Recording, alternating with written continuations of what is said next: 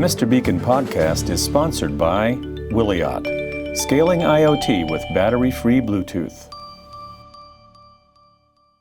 So welcome to another episode of Mr. Beacon. We are talking to a very old friend, a regular contributor to the program, the CEO, co-founder of Estimote, Jakub Kryzch. Thanks so much, Jakub, for joining us. Thanks for having me. Yeah, it's always fun to speak with you about the sort of current technologies, but also this time sort of current situation and how the technologies we've been talking for so many years can actually finally contribute to, solve some of the challenges. Yeah. So I feel the same way. It seems like Bluetooth beacons have found a really perfect application, and there's a lot to talk about. The general topic is Bluetooth contact tracing in the era of COVID-19. And so during our conversation, I want to talk a bit about how this might work, obviously why it's important. I think that's fairly self-evident, but it's worth having a few words around that.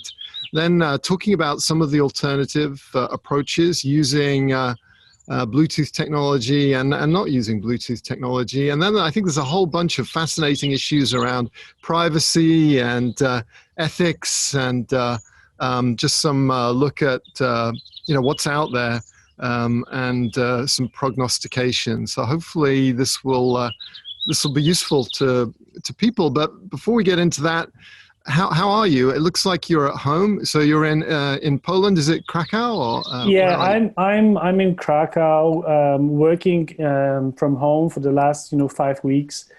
So it's sort of fun, having kids around, and wife is also working remotely. But of course, I miss the sort of old days of being able to enjoy the sort of out there life out there. But it is what it is. We're just trying to do our best, sort of working with our team remotely, and it's not like a new concept for us because we have a teams in US and in Europe, so we kind of used to the remote work.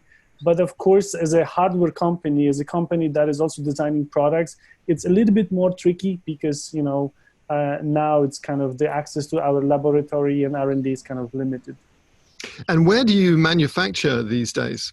We actually always been manufacturing here in Central Europe. So that's the kind of one of the advantages that we haven't been that much impacted by the sort of supply chain sort of issues, in the beginning of the year. And also this region, Central Europe and Poland, been very sort of aggressive in terms of introducing a bunch of restrictions. So it seems like we will not be that much impacted, hopefully. So it's actually good for our manufacturing. We're still producing. Okay, so you're able. We're going to talk about this new device that you've created, and you're able to create new products and manufacture them. Presumably, you're a little bit constrained, but you can still get the product out there.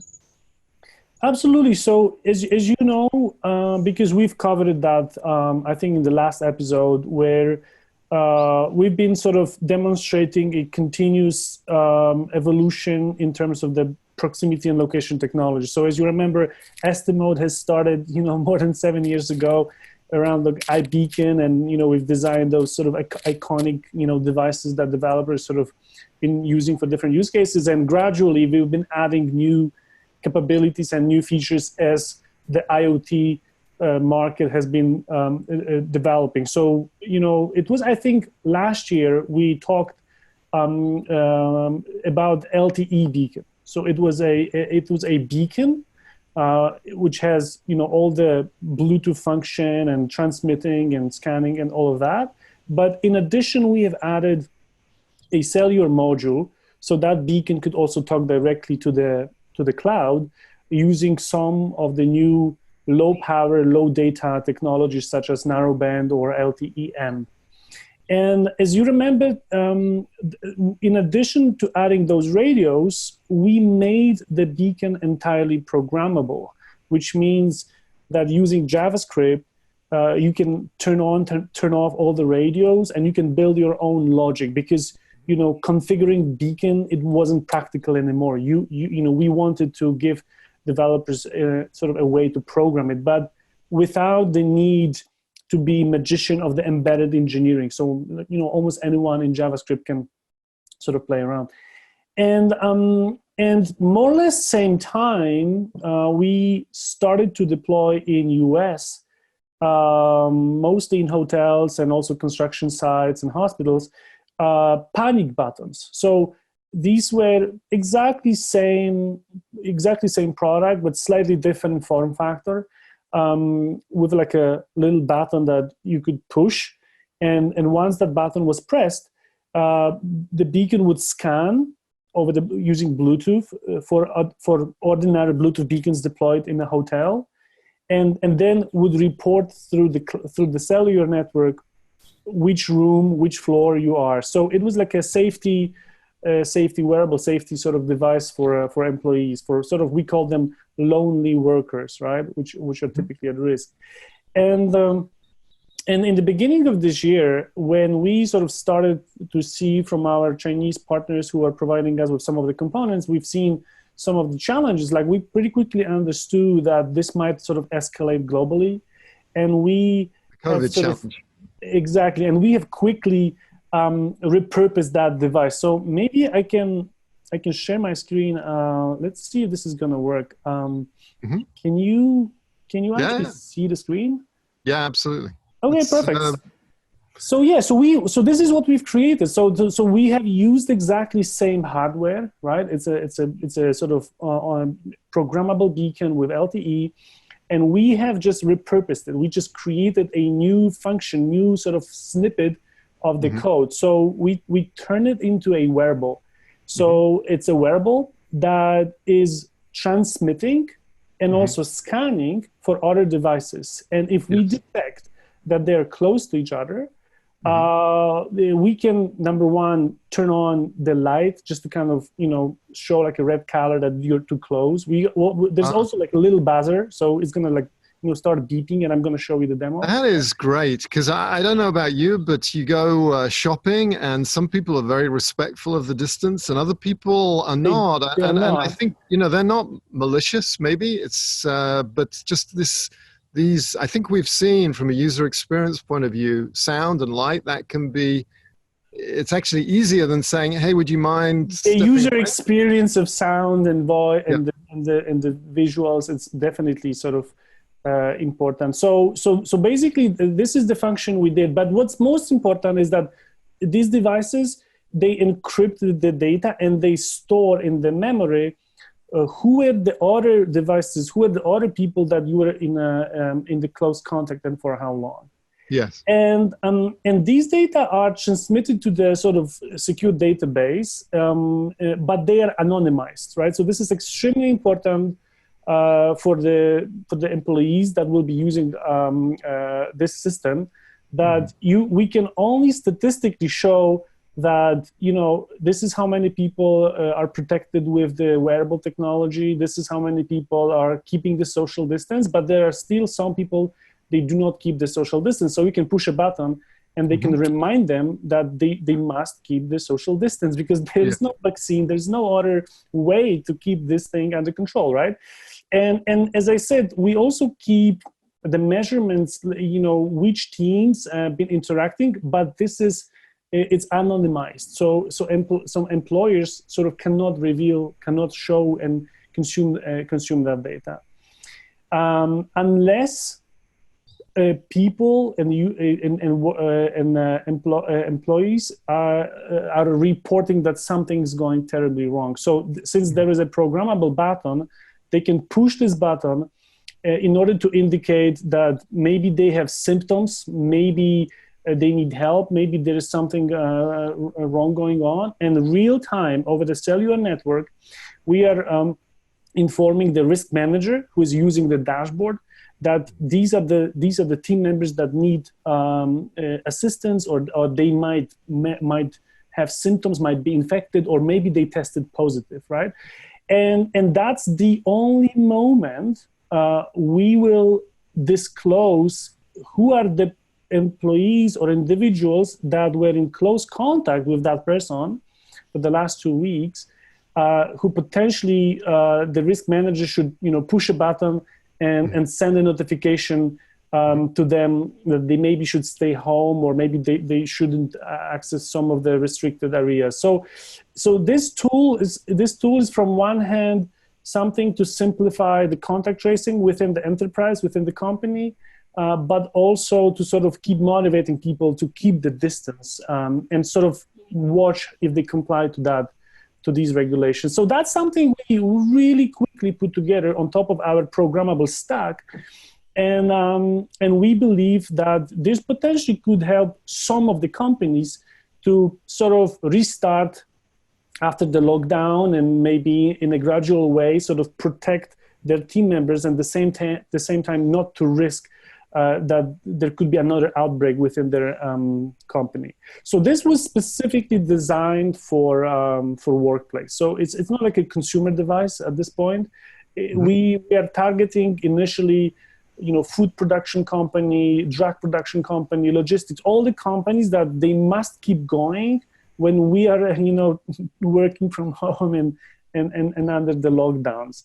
And there is tons of different scenarios people interact with each other, right? So the beauty of this device is that it's configurable and it's also programmable, right? So you might sort of tweak it a little bit for different scenarios. So one of the scenarios is that you might want to, because the wearables, they're scanning for other wearables, but they also might scan for the Bluetooth beacons that you have deployed in the venue. So these are ordinary beacons. They last multiple years, and they're inexpensive.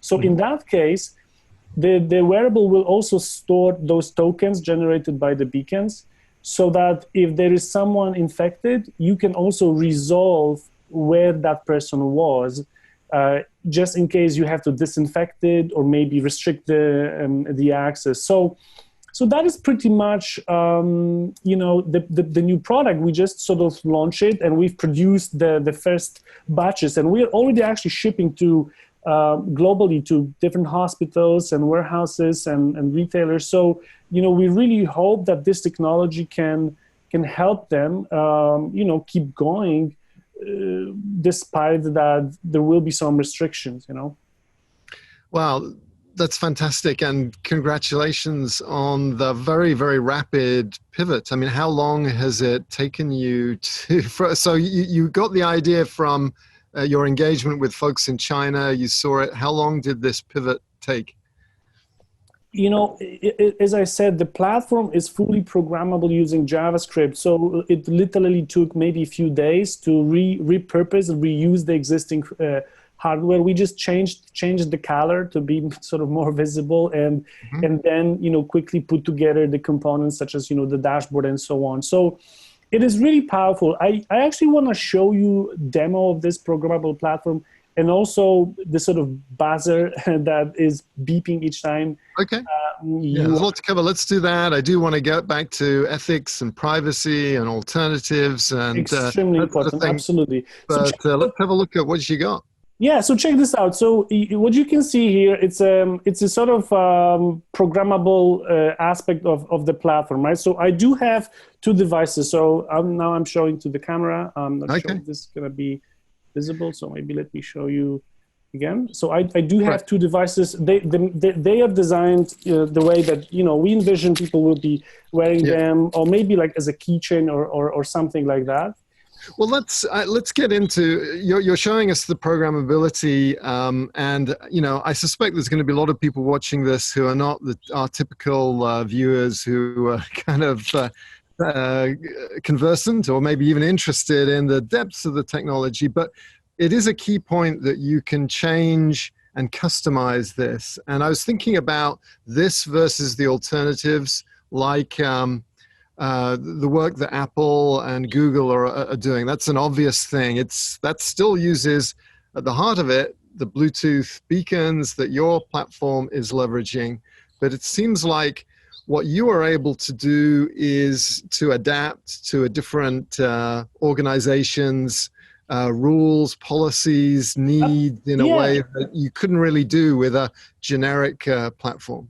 Absolutely. So you can see the way it works. Like when I push the button. Oh my God, this is really loud.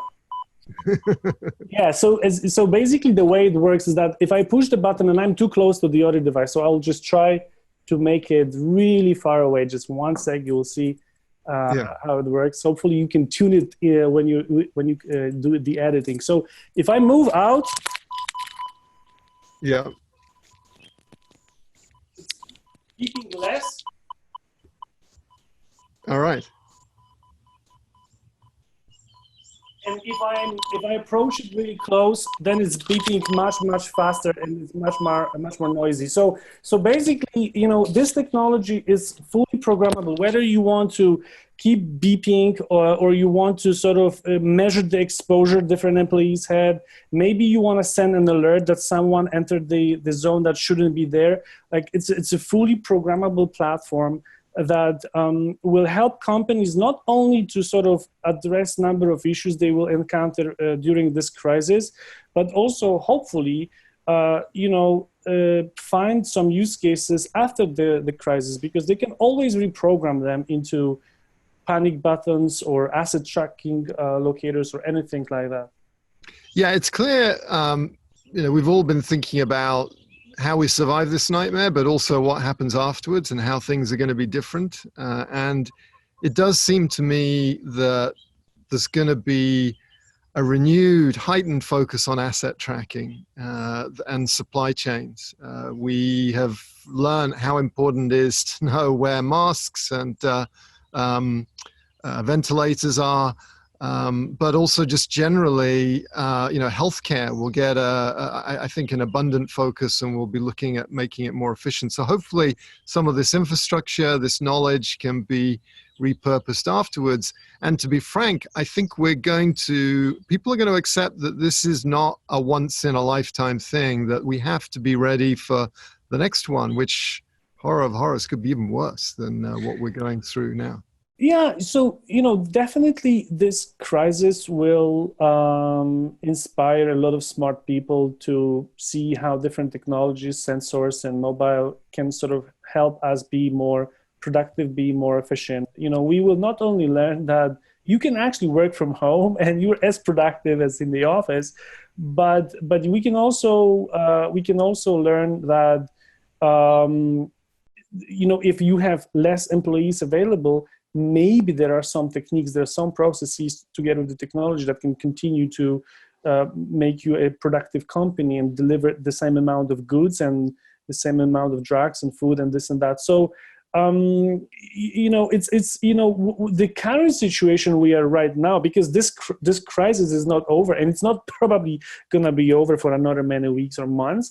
So that's why we have to be really creative. Like, we have to reuse and repurpose what we currently have. And this is, one of the initiatives that you mentioned that has a sort of alternative approach. So as Apple and Google, they're also working on a consumer sort of contact tracing application where they plan to use Bluetooth as a platform to also detect, the proximity. So the same way this device was like beeping, every smartphone has a Bluetooth radio that, can also act as a transmitter and also can scan. It wasn't possible for the phones to transmit in the background because that was sort of from the privacy perspective a little bit challenging, but this initiative that Google and Apple has is introducing some sort of encryption mechanism, some sort of public-private keys that is at least making it manageable from the perspective of keeping the right balance. So we also really excited because, let's be honest, we've been in this proximity tech for the last 7 years, and we always knew that, this physical world around us, like, must have some digital fabric, and we need to be able to detect who met who and like where are the assets and like is that fine or is that productive. And finally we're gonna see sort of like a little bit manifestation or like an application of of these technologies. So yeah, whatever the standards are there, companies like Estimote will definitely contribute our expertise to make sure that both solutions for enterprise and for commercial and for the workplace can also collaborate and be interoperable with the solutions for the consumers. Because let's be honest, society, we need to restart both. We need to keep people to the malls and keep going to malls and using the public transportation and kids in the school. But at the same time, we need to make sure that those employees are protected, especially the ones that are exposed, Yeah, traceability is clearly, basically testing and traceability are the two key planks of getting us back to not normal, but at least some level that is economically and psychologically sustainable. Absolutely. And also, let's be honest, testing, whether it's like a PCR, DNA test, like it's also kind of not as pragmatic to be retesting your employees all the time and also delivering some sort of like a proof of health. So that's why, if we know that this disease is highly infectious, people just need to kind of talk for a few seconds or minutes and just touch and then it can transmit. Like, yeah, maybe the proximity, maybe the physical aspect is a good proxy, right? So if there is not enough tests and if testing is not sustainable, maybe it's enough to keep the social distance and also measure it if we keep doing it the right way. So yeah, we'll see. And what about privacy? This is, we have to cover it. I feel like, I have my own personal views on it. I grew up in England where, we have cameras everywhere because the reality is, even though it's very difficult to get shot in England, it's, there's a lot, it's easy to get beaten up, or it was when I grew up. And so this battle against crime, people accepted that it was okay to give up certain amount of privacy in order to have safety and security, and that's, I think, less so here in the States. But to me, there's like a Maslow's hierarchy of needs, and I feel like having food and shelter and economic viability is more important to me than privacy. There's a lot of dangers that never let a good crisis go to waste has been used in good ways and bad ways. And I know that privacy advocates are very keen that we don't give up our rights in this time, never to get them back again. But to me, being alive is more important than being private. And what do you think? Yeah, we are coming, at least some part of our company, of course, is a European company with a heritage from Central Europe, where we've been fighting for freedom for decades. We know what it means, the real freedom and the real right to be, for the privacy. So we try to keep the right balance. You're absolutely right that people sometimes they have this temptation to give up their freedoms to have this temporary safety. But I feel this was one of the U.S. presidents. He said that they don't deserve neither the safety, neither the freedom if they give up it for just temporary gain. So we must, as a tech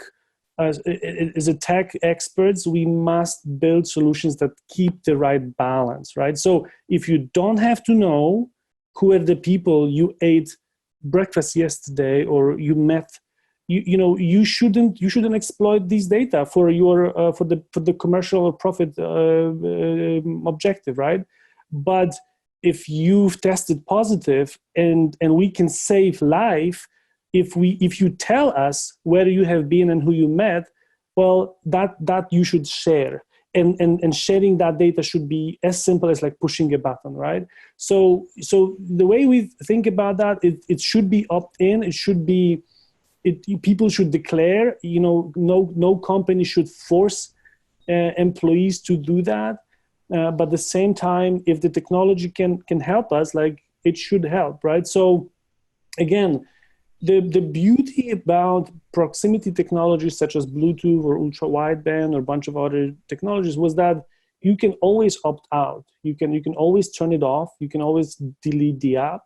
And the same with this wearable, right? It's gonna last like 3-4 days, and then you have to recharge it, right? You have to recharge it. It's you. And also you can always just put it away, even though you are not contributing, right? If you do so, right? Because then you are not protected, right? So every time you go to work, perhaps you should have it, because by pushing a button, you might request for help, or you might help with the contact tracing. So to be honest with you, sometimes I feel that instead of hiring engineers or designers, we must hire philosophers who will help us with these choices, because it's a little bit beyond the technology, Yeah, it is. I guess there are some technology basics, though, like where is this data stored in the system that you have developed? That's something that people will want to know. What's the approach that you've taken with that? Yeah, so again, time is of an essence right now. So when we pilot this with companies, we use our hosted environment and AWS servers, and then we just demonstrate the feasibility of this technology and the accuracy.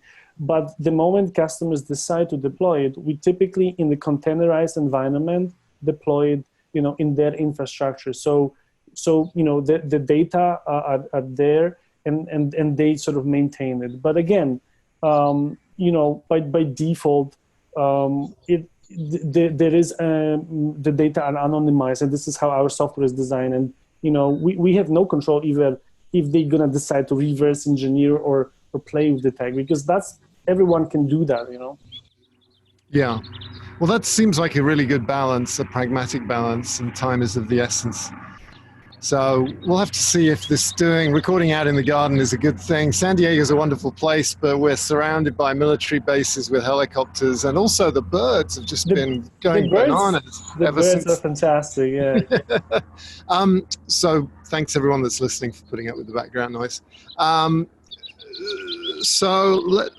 There's a couple of other topics I wanted to cover, but let's just make sure we've talked about the alternatives really thoroughly. I guess the other alternative, we've talked a bit about the Google, Apple approach, and then there's the manual approach. And to me, I can barely remember anything about yesterday. So the idea of being able to keep track of every place I went to and everything I picked up and every person I met and how close I was. It just seems nonsensical that we could have a robust approach that it does not use some kind of technology. Let's be honest, there are technologies currently existing built into phones and wearables and whatnot that we can use to slightly redesign how we will go back to normal, right? So, if we sort of extrapolate how people will go back to stadiums to watch games, or how people go back to the shopping, well, there is no question that people would feel comfortably if they know that the staff they're dealing with, the employees they deal with, they are healthy, they have not been in touch with infected individuals, or they have not visited hotspots. But the other hand, staff and employees within the retail or stadium, they would also want the consumers visiting and the guests visiting to demonstrate that they also been responsible. They haven't been to the hotspots. They haven't demonstrated symptoms. So it seems that is a society we have to reinvent quickly if we want to keep the economy, on the right track, because we need people to have normal lives. So again, we can do that with the currently existing technologies and the right balance, and also some of the coalitions. So this collaboration between an Apple and Google is a great indicator that there will be some companies joining forces to sort of reinvent how the society can keep going. And again, maybe we will start with the shopping malls and stadiums, but let's be honest, I can envision some technologies that when you board a plane, the same way they scan your body, they will be somehow verifying like a digital sort of proof of health. And let's be honest, it should not be like through QR codes, or it should be something, frictionless, because otherwise people will be just annoyed by that. They will not accept that. It has to be frictionless. And again, those technologies exist today, and we've been working on them for many years. You touched on some of the places where this technology is already starting to be used. Can you just spend a bit more time on that? Where have you seen the best response to this, and where has there been any areas where you thought that people would be interested and they weren't? Where's the good fit? What are you learning? So, as I mentioned, we are trying to target companies that have employees who potentially could be at risk, which means that they are there on the battlefield, they're meeting with different people, they're shaking hands, they're constantly exposed. So, these are typically, factory workers or, shipping companies, logistics, food production, drug production. But we also see slowly that there are some retailers, some sports arenas, they start, airports, they start to explore how they can reopen, right? So, of course, hospitals, that's another important sort of cluster. But let's be honest, hospitals are extremely busy right now. So they probably would love to have those type of technologies, but they first need to sort of fight with the existing sort of, load of patients and so on. Yeah. Okay. Last topic I wanted to talk about was the ethics that surrounds kind of making profits from something that is kind of essential, an essential service. And, when we first met, I was working on the Beacon Technologies book, Hitchhiker's Guide to the Ecosystem, and that was really funding a company called Cause-Based Solutions, and there was a whole bunch of ideas that I was prototyping, payment cards that gave money to round it up and gave the money to charity. So, you can probably tell where my mind's at. I believe cause-based solutions, if you can make money by helping people, then actually that's not a bad thing. In fact, if we found that one of the best ways to help to make money was to help people, the world would be a lot better place than the opposite. But I think there's with some people there's like a purity test. Charity and good works have to be completely not profitable. And how do you what's the reaction been to what you're doing, and how do you think about this fact that a cynic might say, you guys are exploiting this crisis for your own benefit, and this is not greenwashing, but whatever the COVID washing. I mean, listen. So we've been. It's not like opportunistic, jump on this, because we've been on this market for many years, working with so many individuals, trying to solve great problems with the technology. And whenever we see that this technology could be a fit, we're putting this together and just kind of talking to customers. What do they think? And also, that better than anyone else, that the IoT technology is pretty inexpensive, So if you compare the cost of a wearable or cost of a beacon or even the servers, like the data plan, if you compare it to an hour rate in US or in Europe, probably within an hour or two, the employee was going to burn the same amount of cash that it cost to sponsor the technology for almost like a year, right? So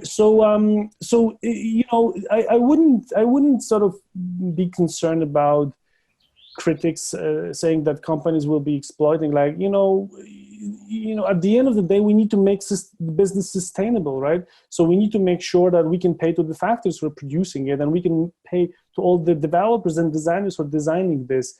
And again, if we can help employees, or we can help companies to save millions of dollars that potentially they could risk if the factory or warehouse is closed, yeah, that's a kind of great win-win, and we're changing the world. And also, to be honest with you, we've been into this business for the last 7 years, and we had this obsession about this concept of something what we call an operating system for the physical world. Like we always been talking about that the software and the applications will be designed for the physical world, right? So now we kind of see the first sort of use cases, first applications, but let's also be honest, we've always been sort of missing the mission. Why we want to do that, like why we want to build this operating system, right?